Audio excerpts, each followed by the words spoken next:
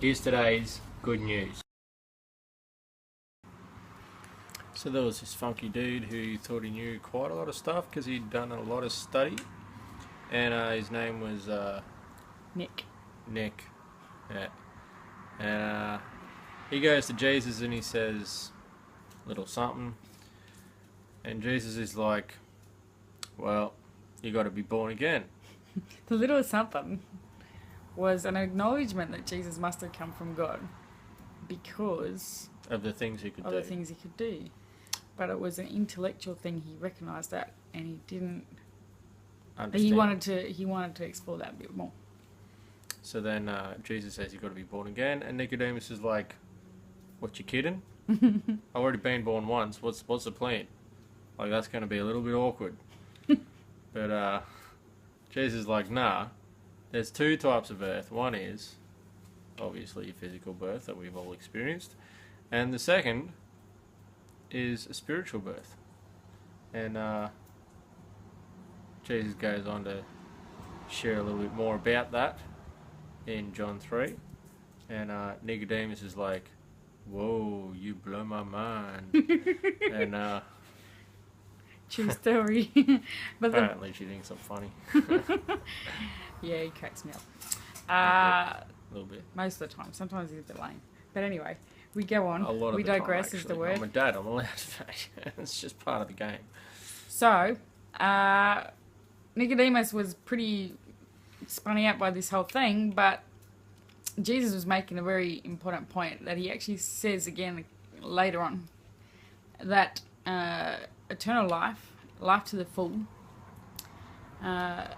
even the hope of heaven is not to do with how much you can know. It doesn't matter if you've never heard of Jesus before, or if you're the greatest Bible scholar, theologian, whatever, with all the information. If you've memorized the whole scriptures front to back, it doesn't change a thing if you don't know Jesus yourself personally.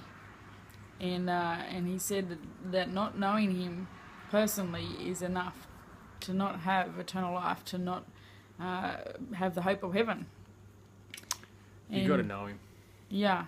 So the way to do that is to admit that you've done the wrong thing, you've been living life your own way, and to believe that Jesus Christ is who he said he is God, and he did die on the cross to take the punishment for our sin, for your sin, for my sin, Paul's sin, even his lame jokes, and also that he came back to life and he offers us eternal life. And if you're prepared to believe those things and commit to following him, whatever he tells you to do with your life, then that is the first step in becoming a Christian and receiving eternal life and hope of heaven one day.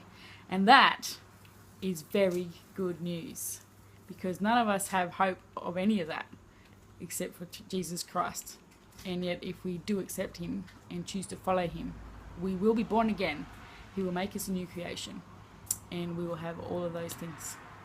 So get to know him, and you'll get to love him, and you will love being loved by him, and life will be very, very different.